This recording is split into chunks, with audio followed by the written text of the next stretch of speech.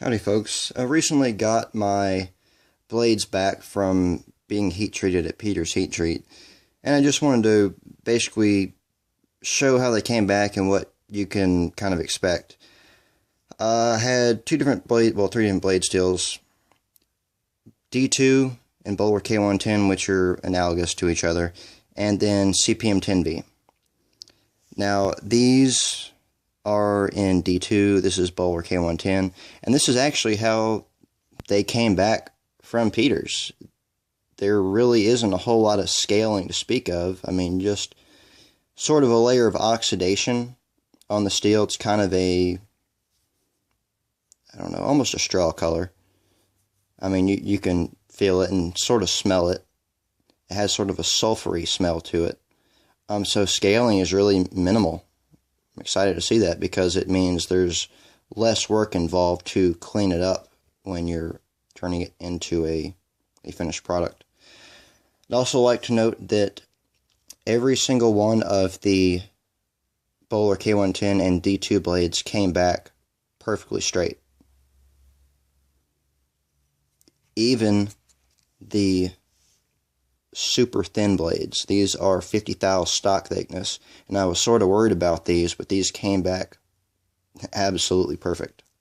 As you can see with these, not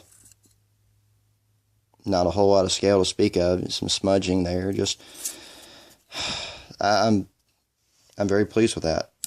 These two are in CPM 10V. These two kind of had a little bit of an issue. They experienced a little bit of warping during the heat treatment. Of course, these were taken to 63 HRC, so because they're that hard, you don't have as much leeway with trying to bend them back straight after heat treat.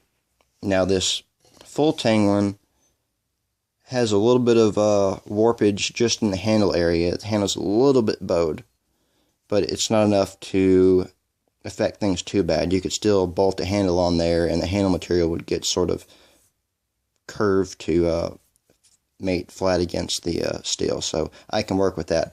This one came back bent pretty badly. You can see it sort of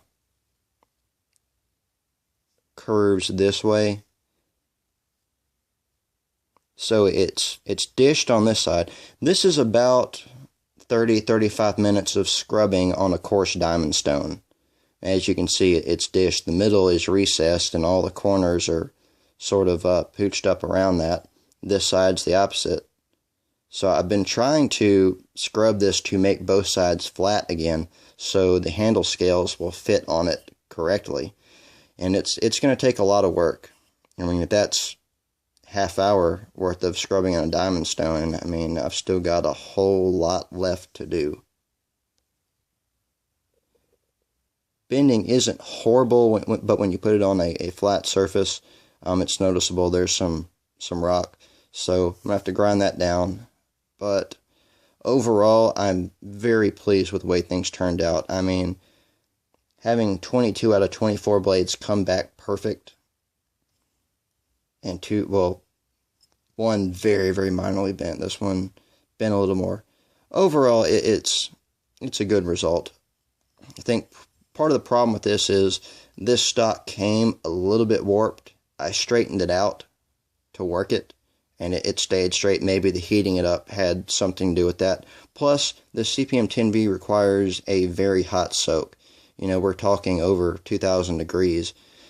So that could cause some bending in there. I don't know if this is salt quenched or not. It does have quite a bit of discoloration to it.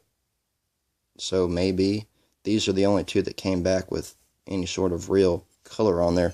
They do look really cool though. Of course, right here we've got marks from hardness testing. They hardness tested quite a few of the blades. So I'm pleased to see that they're actually checking the work to make sure that it came out where it was supposed to. I specified exactly 61 HRC on the K110 and D2 and exactly 63 on this. And that's what I got. I know a lot of people put a range like 58 to 60, but I wanted the heat treat to be a little more precise than that. So overall, I'm happy. You know, I'd definitely use them again. I will say the prices have gone up. When I first checked, I was looking at spending like $18 for the first 4 blades, and then that covers up to 20. Now the rates are $27.50 a blade for the first 4, and then that covers up to 20. So 20 blades. Some sites said it was 20 pounds of steel, but it's 20 blades.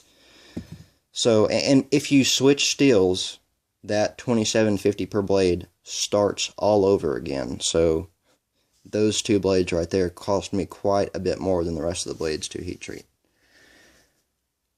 But that's what I've got. I'm going to basically start turning these into knives in the very near future. This is 6 out of the 24 I made, so I've got a long road ahead of me before I start approaching finishing this project. So I'll keep you posted along the way. Thanks for watching, and I will see you soon.